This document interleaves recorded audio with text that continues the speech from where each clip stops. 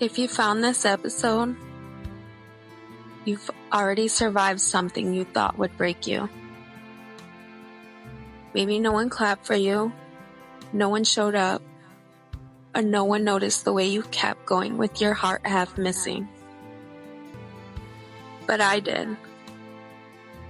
And this space, this sacred space, it's for you. For the woman who gave him grace and called it strength, who shrunk herself just to be held, who cried in the car, then walked in smiling. Welcome to Poised in Pain, where silence becomes truth and ache becomes art. My name is Pam, and I don't know your whole story, but I know you're still here, and I know you are still her, and you are not alone anymore. Hi, I'm Pam, and this is Poised in Pain, a space for the woman who smiled through betrayal, apologized for bleeding, and stay longer than they should. Because love, or what we thought was love, felt like the only thing keeping us from disappearing.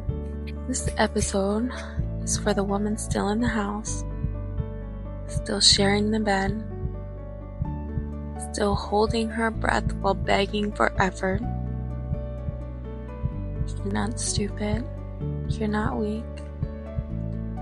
You're just tired of explaining your worth. And truthfully, if I'm being honest, this is really hard for me to post and really hard for me to hit submit.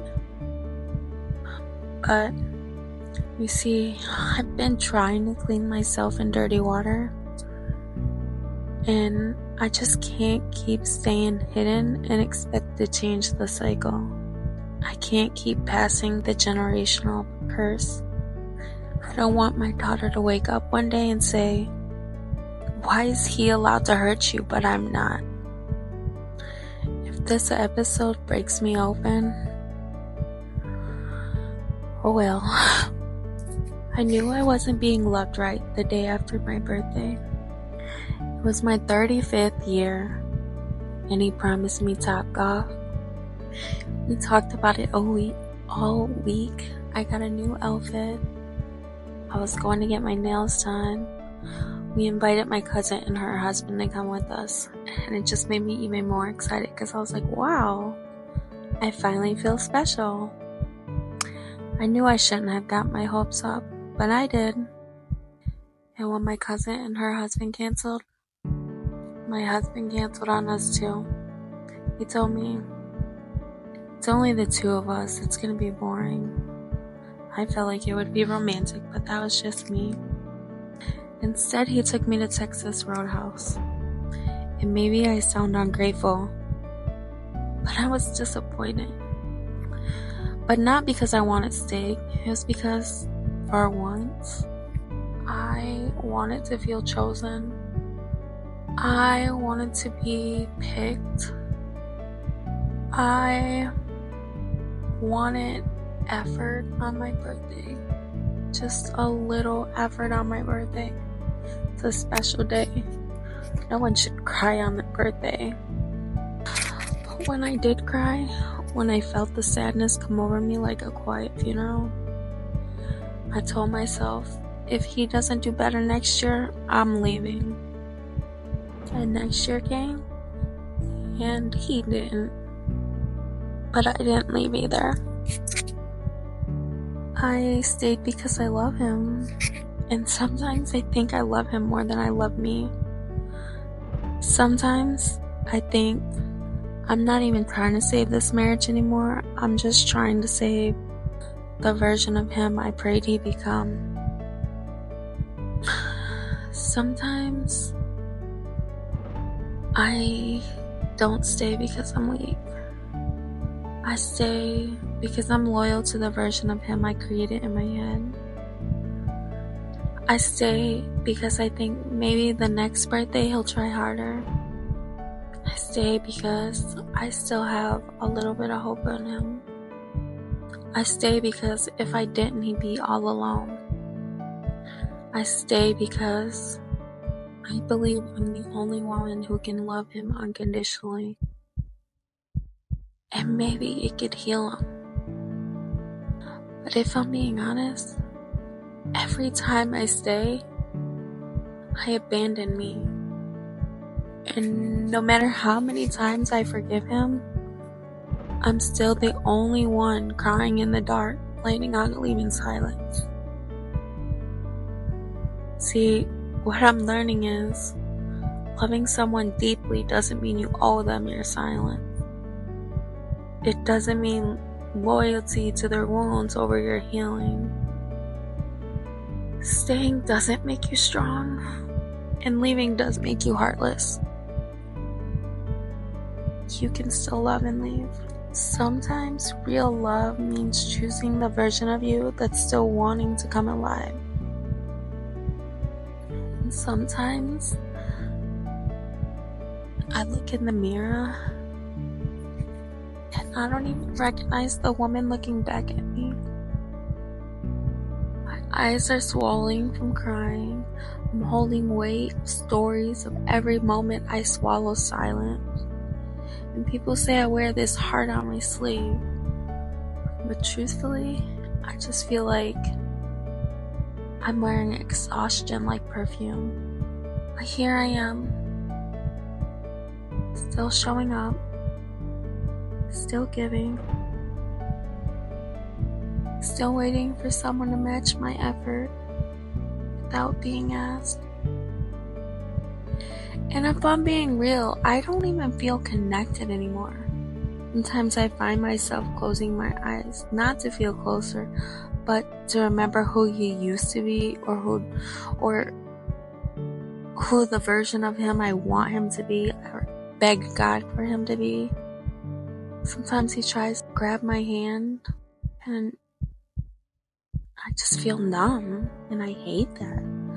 I don't want to be stuck in the past or lost in this potential of us. I want to feel seen here. I want to feel like I'm loved, but I don't want to feel like it's a habit. Like you can just give it up like if you were smoking. The most confusing part is that he says he loves me, but here he does and gives me scraps. He says, "Oh, you're my whole world, baby." Then why do I feel like a shadow only seen when the light's bright enough to make him look good? I have been holding on to his potential like it's a promise. And here I've been babysitting his abandonment issues like they were mine to heal. I stay because I don't know if he'd have anybody else here for him. I stay because I'm scared if I leave he'd fall apart. I stay because I'm scared to let go. But every time I stay, I forget me. I forget that I deserve more than half-assed love and full-time confusion. And if you're listening to this and you recognize yourself in these words, know that this is an attack. It's just a way to release. Because truthfully, I've been tipping around your feelings for years. And today, I'm letting myself speak out loud without apology. And if you think this is too much too soon, then let me remind you, too much too soon is how I felt every time I asked for effort and got crumbs.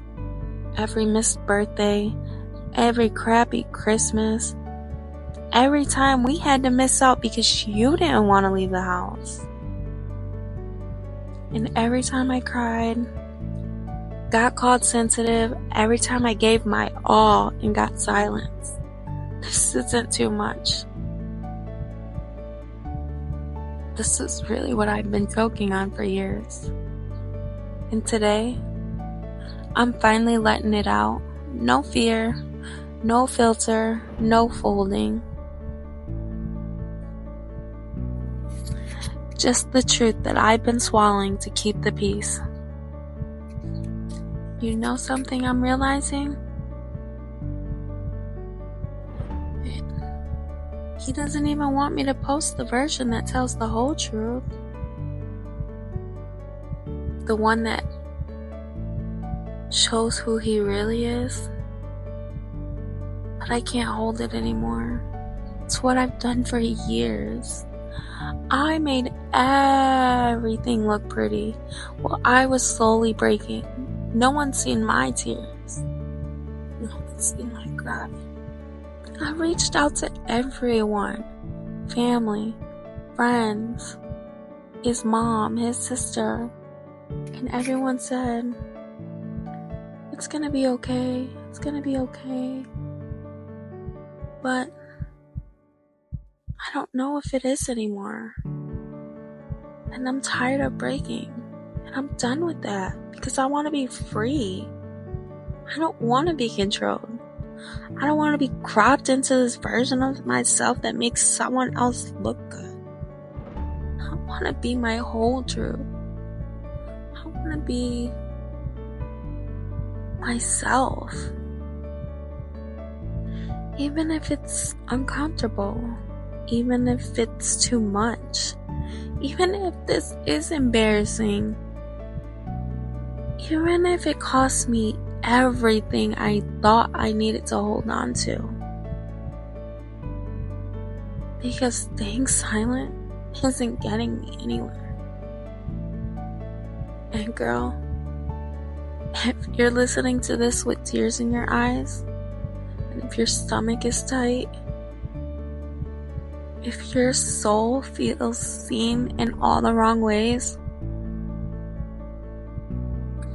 you're not broken.